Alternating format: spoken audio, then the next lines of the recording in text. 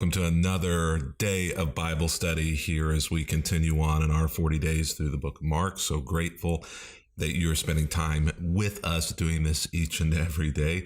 It's hard to believe that we are 1 week away from Good Friday, and Easter is coming up, which also means the end of this study. And it means the beginning of another study. The whole 50 Bible study. We're starting a week from Sunday. And so April 4th, we will begin Whole 50, which is an opportunity for us to go through 50 Bible passages during Eastertide that have been spiritually transformational in my life. And I hope that they will be spiritually transformational in yours as well. In fact, I have all of these packaged and ready to put in the mail today. And so if you've donated to Christ Table at any point, then one of these is going to be coming in the mail to you over the next few days. But I have some extras. And so if you'd like to get in on that, go to christtable.today and send us a donation, and I will make sure that one of these are in the mail to you so that you have it when the study begins. The other thing I want to say is here in a few hours, I'm going to be sending out an email about all of the Easter plans for Christ Table and for that gathering. And so go over to christtable.today, make sure that you've also signed up for the email list, and I'll make sure to get that email out to you. It was up way into the night last night. Planning Easter, was on multiple Zoom calls. So lots of information going out. But if you're here in South Florida, Maggie, who has been doing music for us, is actually going to be here live in South Florida. So she's flying here from outside Houston in order to be with us on Easter Sunday morning. We're also going to have a second musical guest. I'm not going to give the name of that person yet, but you'll probably recognize them. And so it's going to be a great morning. We're actually going to be over at Carlin Park, and I'll send you all of the details by email. So make sure, race over to christtable.today and make sure to get on the email list because it'll be coming out by email a little later today. And if you watch us online, because you're not going to be in the area on Easter Sunday morning, or if you don't live in South Florida, don't worry, we haven't forgotten about you. I have yesterday on Zoom, we put together, we spent a whole lot of time also talking about what we're going to be doing online. And so Maggie's actually going to be here live in the same room with me, and so will that special musical guest, I think. And so it's going to be a fun and celebratory Easter Sunday morning, both online and for those of you who are able to be here in person. And so that is what's coming up. Make sure to get over to christtable.today and sign up for the email list and donate. Things are happening, and it's a lot of fun and great to have you on board and alongside us for those things. And also, as I'm often prone to say, just great to have you here studying the Bible as well. This is by far the most important thing that you can do for your health, for your spiritual health, is to spend time reflecting on God's Word. I'm proud of you for taking the time to do that. I know that it's not easy to carve out time to be in God's Word and to read, and even to carve out 15, 20, 22 minutes, however much time our Bible studies take together. And so today we will continue in the book of Mark, chapter 14. And as we enter into Holy Week, we are also entering into the final hours of the drama, the passion of Jesus' journey. And so verse 27, on the way, Jesus told them, and them are essentially now his 11 disciples, because Judas has left from the group and has essentially gone to confirm his betrayal of Jesus, to meet up with the authorities. And so all of you will desert me, Jesus said, for the scriptures say, and now he is quoting back from the Old Testament, God will strike the shepherd and the sheep will be scattered. But after I'm raised from the dead, I will go ahead of you to Galilee and meet you there. Just a few things that I noticed as I was reading this is Mark says, on the way. And we've said that really the entire way through Mark, he has kind of painted this Jesus' situation as being a journey. And so again, here, Mark kind of implies that the teaching happened on the road or on the journey with Jesus. I think there's so much spiritual truth in that, we kind of want to know everything about Jesus, who he is, what he does sometimes before we take a journey with him. But the truth of the matter is that Jesus, both with his disciples 2,000 years ago and with his disciples, you and I today, seems to prefer to teach us along the journey with him. You don't really see Jesus advocating a read through the whole Bible, get a degree in religion, learn everything that you can about Jesus, and then you'll be accepted as a follower of me. What really seems to happen is Jesus says, hey, come follow me. I know you don't really know much about me or who I am or what it is that I'm trying to do, but let's just go for a walk and let's see what happens on the way. So a lot of peace, I think, for us in that you just don't have to know everything to follow Jesus. You may feel as though you don't know as much as I do, and you wonder, can I really ever truly understand or know or follow Jesus? Because I don't know as much as Pastor Kevin or this other person does. That's hogwash, frankly. Jesus cares just as much about you and is interested just as much in you following him as others. And I could say the same thing. There's so many other people who know so much more than I do. And if I allowed that to get in the way of my ability to trust Jesus and to follow him and to simply believe him, I might never go on a journey with him. It's interesting, too, the other thing that I notice in these verses is that Jesus essentially is reminding them again, as he always has, that there will be trouble, he will die, but that there will be another day, there will be a resurrection. And Jesus, again, here says, after I'm raised from the dead, I will go ahead of you to Galilee and meet you there. Now, Mark has essentially pointed out both before the Last Supper, if you remember our readings from the last few days, and now after the Last Supper, he's pointed out again the selfishness, or he will point out again in verse 29 and 30, the selfishness, the self-centeredness of the disciples, and the infighting among them, and the lack of faith. And so Mark has really shown us that Jesus still allowed people to follow him, allowed broken people to follow him, allowed spiritually dull and maybe even dumb people to follow him. But he continued along the way to remind them that, I expect you to continue to grow, but I also want you to know that it's going to be okay in the end. And here he is again saying it.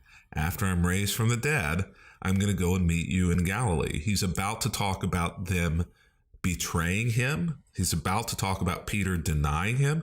And yet he still says, even though you leave me, even though the arrest is about to happen and you're about to disperse, you're going to deny that you even know me, I'm still going to go ahead of you to Galilee after the resurrection and meet you there. It's going to be okay. But Peter says to him, no, Jesus, even if everybody else deserts you, I will never desert you. I'll never leave you. And Jesus, I imagine him chuckling here a little bit. Peter, I want to be honest with you. Even this very night before the rooster crows twice, you're going to deny 3 times that you even knew me. Peter, I know that's what you think, but I know you better than you know you. This is something that gets us into a lot of danger, I think, is believing that we can't fail, believing that we're invincible, believing that other traps that other people and maybe other Christians fall into are not are not things that are possible for us to fall into or to happen to us. Peter proves what many of us over the years have learned, and that is that I think the greatest failure in the spiritual life, maybe in life at all, but let's keep it for a moment in the spiritual realm, that the greatest failure is to really believe that you can't fail. The greatest sin is to believe that you can't sin. The greatest mistake is to believe that you can't make a mistake. And I'm sure that we can rifle through many examples of people in media, in politics, in entertainment, in sports, in our own journey, friends, family members, co-workers, religious leaders who thought that they were at a level where they did not suffer from the same things that other people suffer from, the same temptations, the same struggles, the same pitfalls, that for some reason or other that they were different. It's called exceptionalism, where you believe that you're wired in a way that makes you exceptionally different from everyone else. Recently, we've heard this a lot, especially during the election season, about America. This idea of American exceptionalism, that America is exceptional, that in its DNA, or that there's something about this nation that makes it not just different from other nations previously, but better.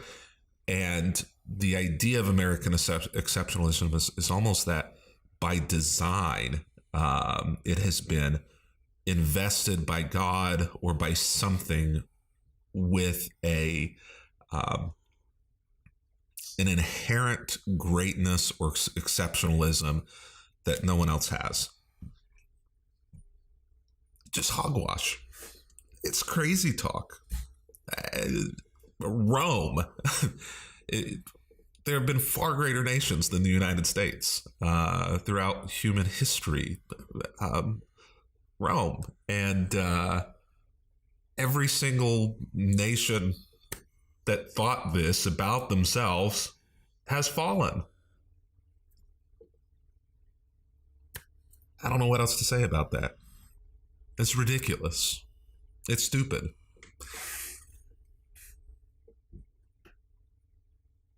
But we tend to believe in spiritual exceptionalism, that we are exceptional spiritually in ways that others aren't. Now, you may not yet think that you are, but if you've ever been in denominationalism in a denomination, many denominations believe this, that our denomination is exceptional, that it has a corner on the right doctrine, that we understand scripture and how to live it out better than anyone else, that the way our church politics and polity is organized is better than any way that it's ever been done, and anything that's currently available. Exceptionalism. It's ridiculous.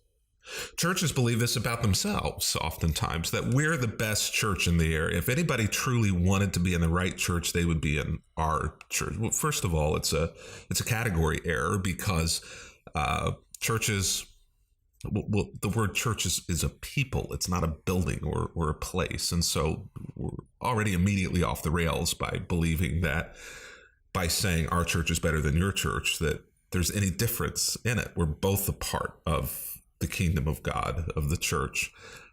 Anyway, but churches believe this about themselves and tend to disdain other churches and people who go to those churches, because there's this idea of exceptionalism. So it's easy sometimes for us to see this in other places, and nation states and denominations and in churches and other people. It's hard sometimes for us to see it in ourselves, to see that we have this belief that we are somehow inherently better than other people, different than other people, can't fail. The greatest failure is to believe that you cannot fail. Peter had this, but all of the disciples had it. And I think all of us have it too. It's a part of the human condition. Peter's is just on full display, and it's an example to us. But in so many ways, I think Peter is us, and Mark is written in that way in order to show us that Peter is us, and we are Peter. In fact, from the best of our understanding, Mark is written as Peter's memoir. We think that Mary, the Virgin Mary, was Luke's primary source. So much of what is in Luke is from Mary's perspective of information Mary had. Best as we can tell from Mark, his primary source was Peter himself. And so we see Peter as a central character in the book of Mark. And in fact, especially here at the end of the journey in these final few chapters, Peter becomes the central character. The greatest failure is to believe that you can't fail. No, Peter says, I'm not going to deny you. Absolutely not. And certainly not within the next 24 hours, Peter declared emphatically, which is essentially Peter declared with an expletive, like blank no, absolutely not, Jesus. I'm not going to deny you. I'm not going to fail you. Even if I have to die with you, I will never deny you. We know it wasn't true. It wasn't true for Peter, and it may or may not be true for us. We don't know. You don't know until you get in that moment what you're going to do or how you're going to react. And I think that this is the power of what this passage says, is that it essentially says Jesus still loved Peter, accepted Peter, and will forgive Peter, even for denying him, for hanging him out to dry. That should bring a great deal of peace to us as well. And I love that all of the others vow the same. I so want to talk about that, but Sunday's sermon in a couple of days is going to talk about all of the disciples and Peter in this issue. So I'm just going to hit pause and just say, there's so much here to talk about, but you're just going to have to wait till 9:45 Eastern on Sunday, because I don't want to let the cat out of the bag yet. So they go to the olive grove called Gethsemane, which is a beautiful place. If you ever have the opportunity to go to Israel, go. Put it on the credit card, pay it out for the rest of your life. It will be more valuable to you than an educational degree ever could be. Go. And this is one of the most magnificent places in all of Israel, is the Garden of Gethsemane. And not because it's beautiful, which it is, not because it's spectacular, which it is, but it's beauty and spectacularness really in its simplicity. So they go to this place called Gethsemane. Gethsemane means pressed place, because this was a place where they pressed the olives from the trees in the Garden of Gethsemane. It was an olive grove, olive trees. It was a place where they took the olives from the trees and pressed it to make olive oil. And so this is both a pressed place for olives, but it also is a pressed place spiritually for Jesus. So he tells his disciples, sit here while I go and pray. And then he takes that inner circle that went with him to the Mount for the Transfiguration, Peter, James, and John.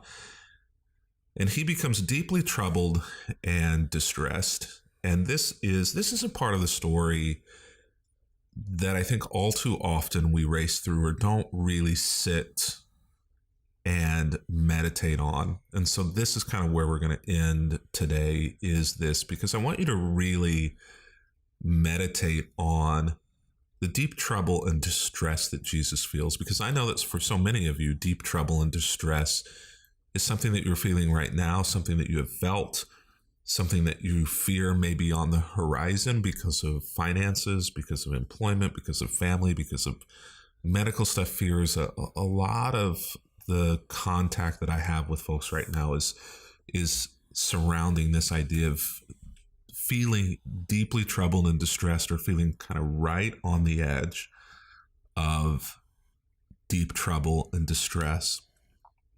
This is something that Jesus understands and that Jesus feels. And oftentimes, the response of the church in these moments where you feel this way is, you just got to have more faith.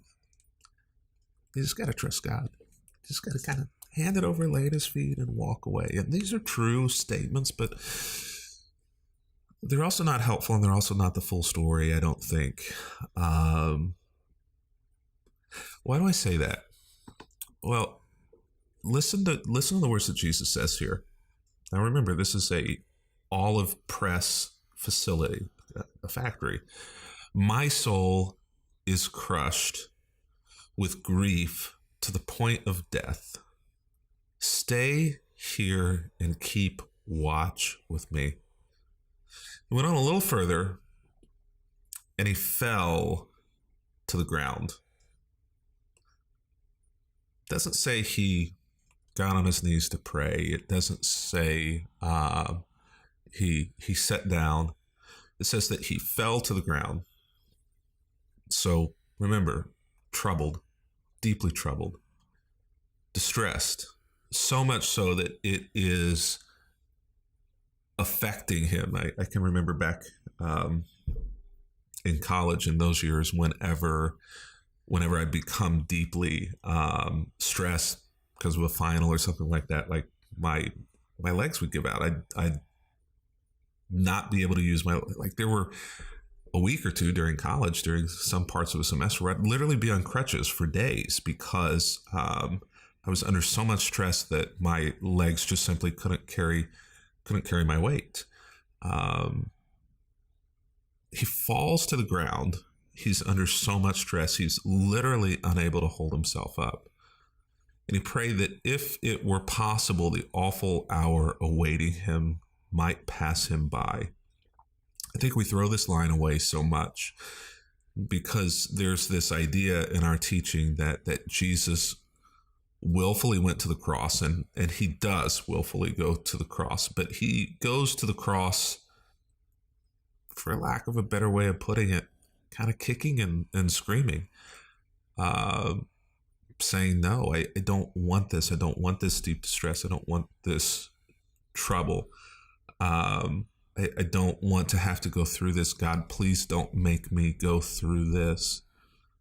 And so he prays. He's under so much stress. And I wonder if the stress wasn't so much the stress of what he was facing, but the stress of not being let out of it by God the Father. This awful thing, praying that it might pass him by. And Mark just masterfully paints this scene in a way that is truly tragic, because remember, Jesus is not just fully God, but he is fully human.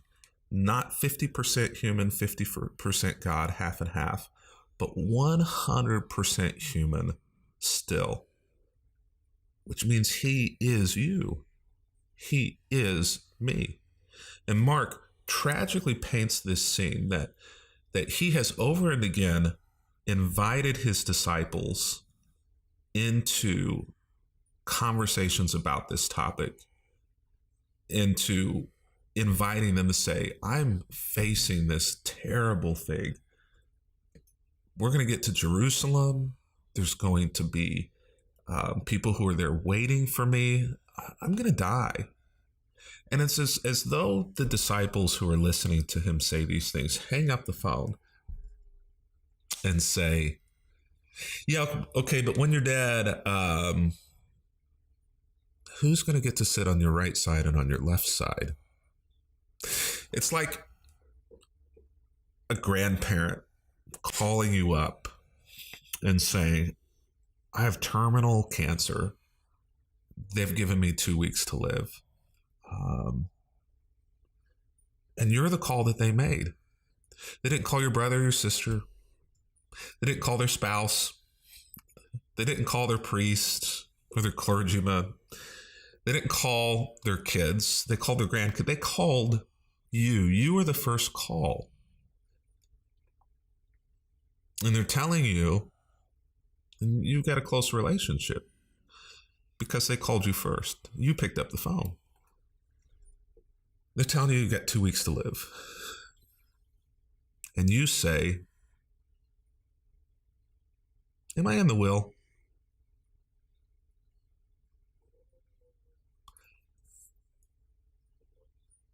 Those who were closest to him and who he needed in those moments failed over and again to think of him,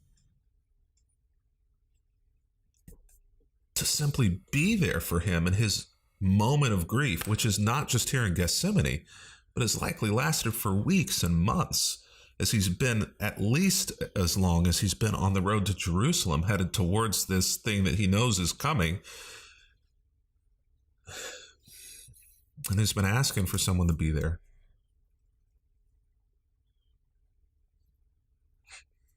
And I think the human side of him is dealing with what appears to be failure. I mean, imagine this. You're going to the cross.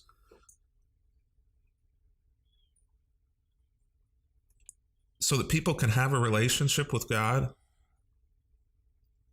And every time you've given them a chance to have a relationship with God, they choose themselves. And so now here he is. He spent 3.5 years of his life pouring himself into these 12 people. And he's in the moment where he is deeply distressed, deeply grieved, deeply troubled, so much so that he can't even walk. Another text tells us that he's sweating drops of blood. He's in such anguish and panic and fear.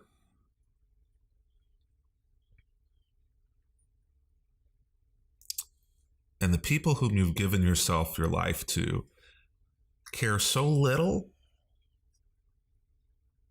that they're falling asleep.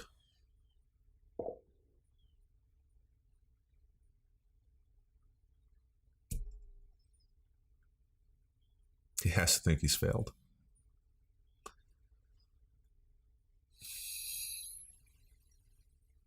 I think we should sit in that before we enter into Holy Week.